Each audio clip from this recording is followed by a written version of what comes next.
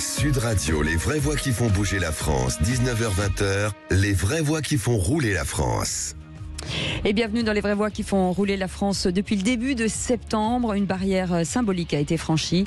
Les prix des carburants fossiles dépassent désormais les 2 € dans une centaine de stations. Face à un pouvoir d'achat déjà tendu, le coût du plein devient un véritable casse-tête pour de nombreux ménages, Philippe. Oui, le gasoil a vu son prix grimper de 20 centimes depuis début juillet et le samplon 98 atteint désormais un pic annuel en dépassant les 2 € le litre. Et donc quand le prix des carburants monte, qu'est-ce qu'il reste ? Les carburants du pouvoir d'achat, on va les appeler comme ça, le bioéthanol notamment. Allez-y. Non, plus connu sur le superéthanol 85, un carburant d'origine végétale, et le GPL, un mélange d'hydrocarbures légers qui connaissent, eux, un regain d'intérêt et à juste titre. Oui, et c'est l'occasion de faire le point sur ces carburants bon marché et plus respectueux de l'environnement. Et pour en parler, Jérôme Loubert est avec nous, directeur du développement de FlexFuel Énergie. Bonsoir, merci d'être avec nous.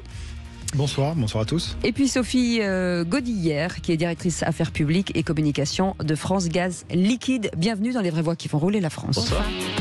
Les vraies voix Sud Radio. Et on va démarrer avec vous, Jérôme Loubert, directeur du développement de FlexFuel Énergie. Forcément, le bioéthanol, quand on parle flambée des prix, la première chose qu'on va aller chercher, c'est quels sont les carburants les plus attractifs financièrement ?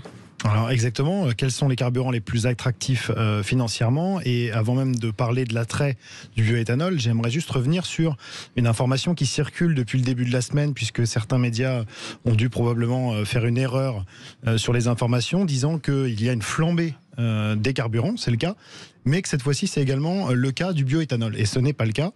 Le bioéthanol, comme on peut le voir ici, alors pour vos auditeurs, ça sera pour le podcast, mais la courbe descend, et quand la courbe descend, c'est que le prix baisse, et on a la chance avec le bioéthanol d'avoir un prix qui a baissé de près de 4% depuis le 1er janvier.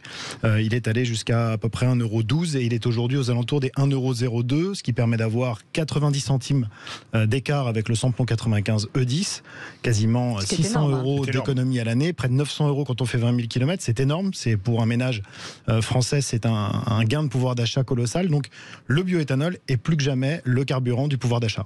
Alors expliquons peut-être, revenons sur le bioéthanol pour ceux qui ne connaîtraient pas. Il n'y en a peut-être pas beaucoup, mais c'est toujours important de le replacer finalement dans tous ces carburants. Alors le bioéthanol, c'est un biocarburant, comme son nom l'indique, issu de la biomasse, par exemple de la betterave, majoritairement en France. Donc on fait travailler l'agriculture française. C'est un carburant fabriqué en France. Pour pouvoir utiliser ce carburant, il faut un boîtier de conversion, comme un boîtier de conversion FlexFuel, comme ceux que nous proposons, qui permet donc d'accéder à ce carburant quasiment 2 fois moins cher. Aujourd'hui 90 centimes d'écart sur 1,90 €. Et donc vous pouvez faire cette conversion très simplement en une demi-journée dans un garage. Et qui ne vous empêche pas, Philippe, de prendre d'autres carburants aussi qui correspondent à la voiture. C'est un boîtier FlexFuel, la flexibilité du carburant. Vous pouvez rouler à l'éthanol, au samplon 95, au samplon 98, n'importe quel mélange des trois. La vie est belle. Alors, ça ne marche que sur les véhicules essence. Est-ce que c'est adaptable à tous les moteurs? Même, allez, on va rêver, ça va pas faire rêver les écologistes quand on a un vieux moteur V12. Mais là, pour l'environnement, ça va faire hurler certains. On peut équiper absolument quasiment tous les véhicules depuis 2001 à injection. L'arrêté d'homologation qui encadre ça, puisque tout ça est parfaitement légal et parfaitement homologué, ne représente aucun risque pour le consommateur. On peut faire donc convertir son véhicule et donc modifier sa carte grise pour profiter d'une carte grise là aussi à tarif favorable généralement pour des véhicules de 4 cylindres jusqu'à 12 cylindres. Et même si c'est sur un 12 cylindres, ça ne fera hurler personne puisqu'on viendra une nouvelle fois diviser quasiment par 2, même plus que par 2, les émissions polluantes. Alors il y a pas mal d'idées reçues forcément sur le bioéthanol. On dit que voilà, si jamais on le met sur sa voiture, on va perdre la garantie constructeur. Enfin voilà, il y a beaucoup de choses qui sont dites et qui ne sont pas la vérité. Non, exactement. La vérité, c'est qu'aujourd'hui, c'est encadré par l'État, que l'État autorise l'installation des boîtiers de conversion à l'éthanol, que ce soit sur un véhicule neuf ayant reçu une première immatriculation. Évidemment, on est obligé de faire immatriculer le véhicule dans son type d'origine. Mais ensuite, le consommateur consommateur fait ce qu'il souhaite. La garantie légale européenne est 2 ans sur le véhicule. Et donc, la garantie du boîtier éthanol est une sécurité complémentaire pour le consommateur. C'est-à-dire que si éventuellement le consommateur estimait qu'il a un dysfonctionnement sur son véhicule lié au boîtier ou lié à l'éthanol, il peut évidemment avoir un recours. Et puis, pour être encore plus sécurisé, de toute façon, depuis le 1er septembre, chez FlexFuel, nous proposons des garanties complémentaires extrêmement peu chères, imbattables, je dirais, à 50 € pour avoir une garantie complémentaire de votre voiture tant qu'elle a moins de 10 ans, moins de 150 000 km. Oui, moins de 10 ans, moins de 150 000. Une question. On consomme quand même un peu plus avec le bioéthanol qu'avec un samplon. Parlons vrai, on dit tout, mais c'est quand même encore rentable. Quel est l'écart de consommation, sachant que le prix à la pompe est de pratiquement de 1 à 2 ? Alors, il y a plein de bonnes nouvelles depuis le début de cette émission. Ça fait du bien. Un petit bémol, c'est la surconsommation. Il faut toujours quand même qu'il y ait une petite contrepartie. L'éthanol surconsomme légèrement. Vous allez injecter environ 15 à 20% de plus dans votre moteur. Pas de problème. 90 centimes d'écart. Vous allez vous retrouver quasiment avec une économie de 40% une fois que tous les calculs sont terminés. C'est-à-dire, en ce moment, pour 13 000 km pour un Français, un automobiliste moyen, 585 €. C'est un record. On est au-dessus de la moyenne historique des économies. Donc, c'est vraiment une économie conséquente. Et plus de 900 € si vous faites 20 000 km. Alors, qu'est-ce qui fait qu'on ne le mette pas plus en avant ? Parce que quand on regarde la presse, on parle beaucoup des carburants traditionnels. Et quand on parle de pouvoir d'achat, le bioéthanol ne monte pas. Alors que finalement, il est bon pour le climat et il est bon pour le portefeuille. C'est quoi le problème ? Alors, on a eu une véritable flambée des installations l'année dernière. On est passé à plus de 55 000 boîtiers, près de 55 000 boîtiers, équipés par FlexFuel en 2022. Et puis, il y a eu en effet un petit frein. L'inflation a été colossale pour l'ensemble des produits de consommation fin 2022 et début 2023. L'éthanol a un petit peu augmenté. Il y a eu là plusieurs détracteurs qui ont dit, voyez, c'est la fin de l'éthanol, il n'y a plus d'économie. Nous, c'est la rengaine. Ça fait 15 ans qu'on explique aux gens qu'ils vont faire des économies sur le long terme. Si vous aviez équipé votre véhicule depuis 2020, plutôt que de vous poser des questions sur la rentabilisation à long terme, vous auriez déjà fait plus de 3 500 € d'économie. Donc, il faut arrêter de se poser des questions, il faut franchir le cap et commencer à faire des économies tout de suite, puisqu'en plus, il y a des solutions qui permettent, en finançant tout ça, de faire des économies dès le premier plein. C'est-à-dire que je vais faire mon premier plein, je vais faire 40 € d'économie, mais ma mensualité sera de 25 €. Alors, ça a un peu de plomb dans l'aile, les ZFE. Heureusement, j'allais dire. Est-ce qu'on peut rouler dans les ZFE ? Est-ce qu'on pourra rouler dans les ZFE avec un véhicule équipé à l'éthanol ? Et quel est le numéro de la vignette ? Parce que là, vous savez, les numéros, c'est un peu... c'est pas le loto, mais presque. Alors, première bonne nouvelle, tous les véhicules depuis 2011 sont des critères 1, puisqu'ils sont des Euro 5 ou des Euro 6. Donc, pas besoin de bonifier la vignette critère, on est déjà au top, on a déjà une vignette critère 1. Deuxième situation, les véhicules un peu plus anciens, à partir de 2001 jusqu'à 2011, peuvent avoir une vignette critère 2 ou 3. On travaille dans le bon sens avec l'État pour une obtention d'une vignette critère 1, on l'espère.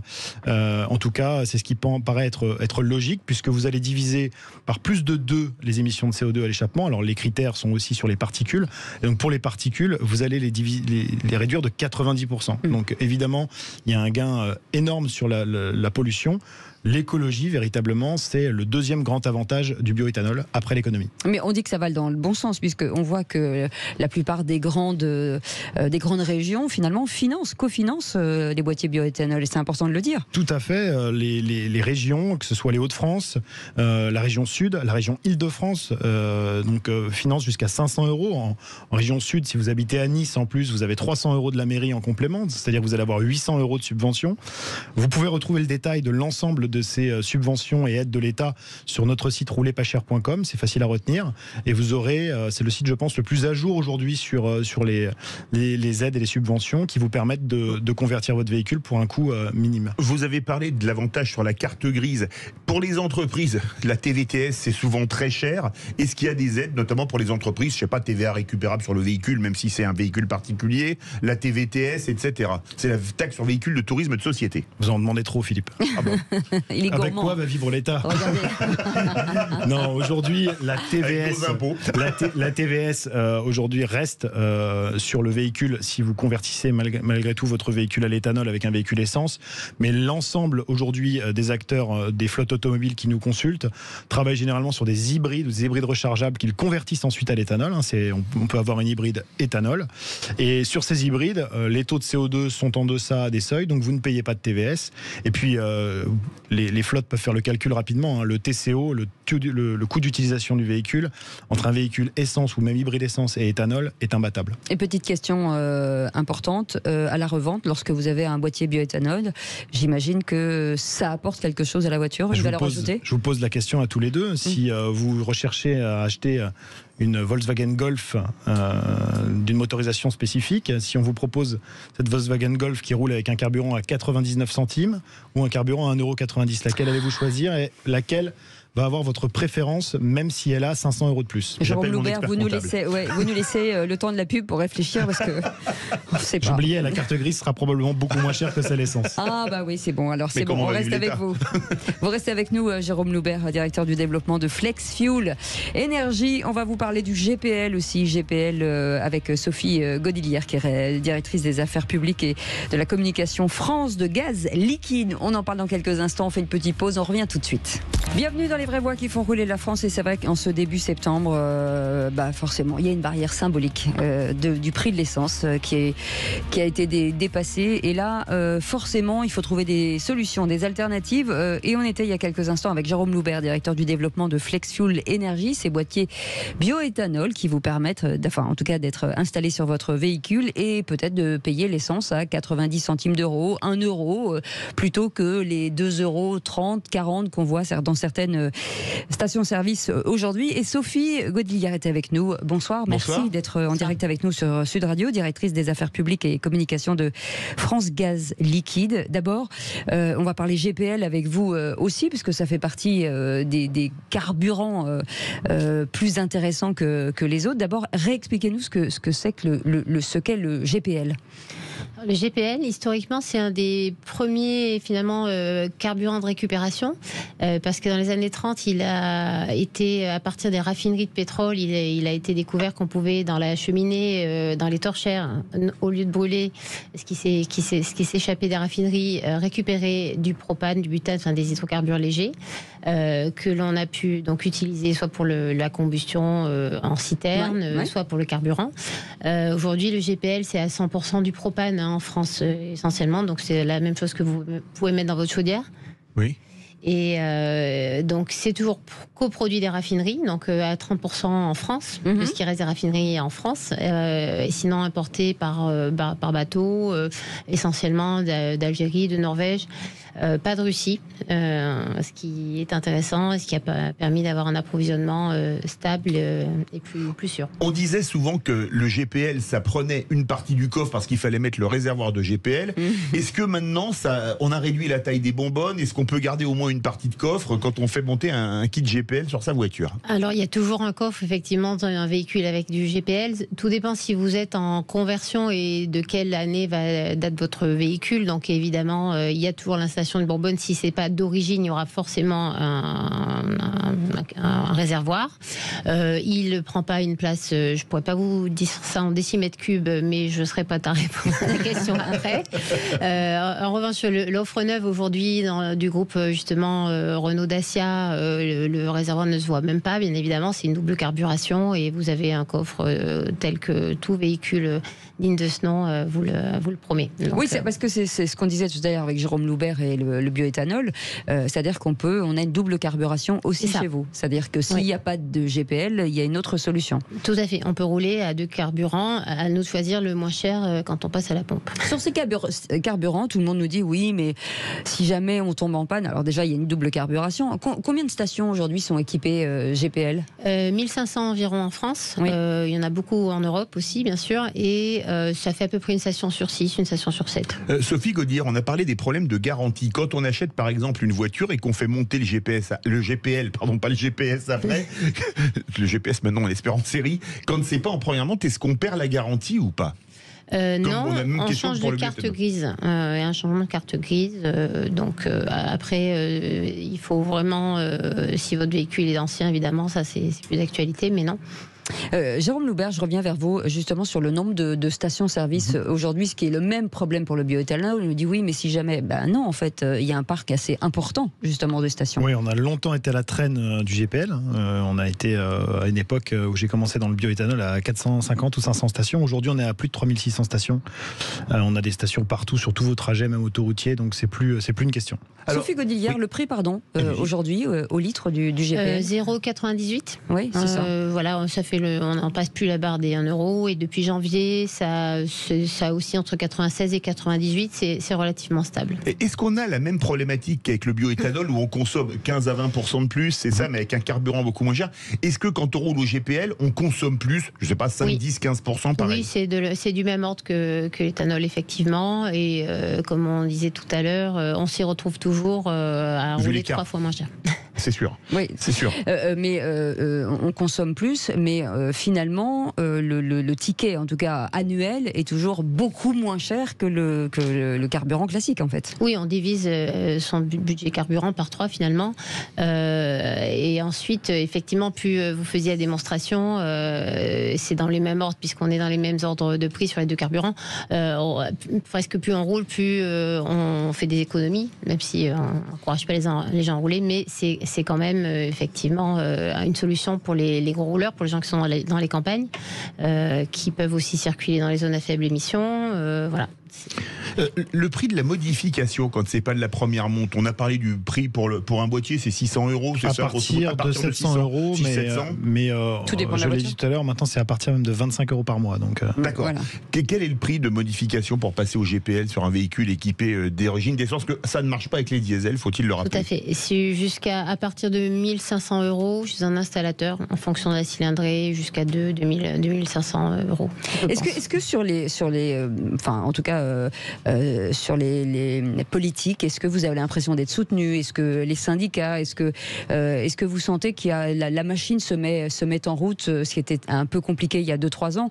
On sent que quand même, on se rend compte que finalement le bioéthanol ou le GPL, c'est peut-être une vraie bonne alternative en plus du prix. On aimerait toujours plus de soutien, évidemment. On a parlé de la TVS tout à l'heure. Ça pourrait être un pas pour pouvoir permettre aux entreprises d'aller plus rapidement vers le bioéthanol. On a parlé de la vignette critère, oui. Des subventions qui sont régionales et pas nationales. Après tout, pourquoi ne pas plutôt donner en effet une subvention de 500 €, même 100 ou 200 € à tout le monde, plutôt que de faire une ristourne sur le carburant qui n'est qu'une remise momentanée. Donc on espère toujours plus. On est en tout cas très heureux de profiter d'un cadre légal qui est quand même favorable pour l'éthanol. Sophie Godillière, même cadre favorable fiscalement pour le GPL? Alors fiscalement, oui, il y a un cadre favorable parce que ça reconnaît les qualités environnementales du carburant. Depuis longtemps, c'est ce qui contribue, c'est vrai, à son prix bas. La vignette critère 1 en est un également. Mais c'est vrai que finalement, ce qui pêche le plus, c'est le manque de connaissances, le manque de communication autour de ça. On fait ce qu'on peut, mais nous sommes nous sommes petits aussi. Et finalement, asséner à une partie de la population que la solution passe toujours par brancher une voiture quelque part quand c'est pas forcément la réalité, qu'il y a des alternatives, c'est vrai que ça fait louper les opportunités d'avoir un pouvoir d'achat bien mieux défendu qu'il ne l'est actuellement finalement. Vous êtes petit, vous faites beaucoup de bruit, hein, c'est ça qui est intéressant. Il y a quand même des entreprises auprès de vous, Jérôme Loubert, Flexfuel, finalement, qui ont des parcs et qui se disent on va convertir au bioéthanol. De plus en plus, les entreprises sont ceux qui ont le moins de changement d'humeur, on va dire, par rapport aux variations du tarif du carburant, parce qu'en fait, un entrepreneur, il a un compte de résultats, il fait des calculs pragmatiques, et pour un parc, par exemple, une entreprise qui équiperait environ 250 véhicules, l'économie annuelle, c'est 100 000 €. Donc il y a un impact colossal pour des parcs moyens ou grands, et des impacts aussi pour des flottes de taxis, des flottes de VTC, avec lesquelles on travaille également, pour lesquelles un taxi qui fait 40 000 km par an, et c'est pas rare, va à faire des économies de plus de 1500 à 2000 € par an. Merci en tout cas d'avoir été avec nous. Merci beaucoup Jérôme Loubert, directeur du développement de Flexfuel Énergie. Merci beaucoup Sophie Godillière, directrice des affaires publiques et communication de France Gaz Liquide. Voilà, on vous propose des économies. Et profitez-en, bien entendu. Dans un instant, mon cher Philippe. On ne va pas s'économiser. Salut l'équipe du rugby. Salut Philippe, salut à tous. Salut Alexandre. Alors ce soir, c'est double effet rugby. puisque on va commencer avec Au cœur de la mêlée et ensuite de la Pro D2. Exactement, au cœur de la mêlée avec Christine Bouillot et Daniel Herrero jusqu'à 21h avec les auditeurs. Vous sur Sud Radio, appelez le 0826 300 300, sera aussi en direct sur Twitch, la chaîne Sud Radio. Puis à 21h, le grand match de Pro D2 Brive face à Aix-en-Provence en intégralité. Puis au milieu de tout ça, le multiplex Pro D2 en fil rouge, bien évidemment. Merci beaucoup. Merci à beaucoup. Jean-Marie Bordry d'avoir préparé cette émission et merci à notre équipe formidable. On vous retrouve demain à 17h. Passez une belle soirée. Bon rugby à tous et à demain. Salut.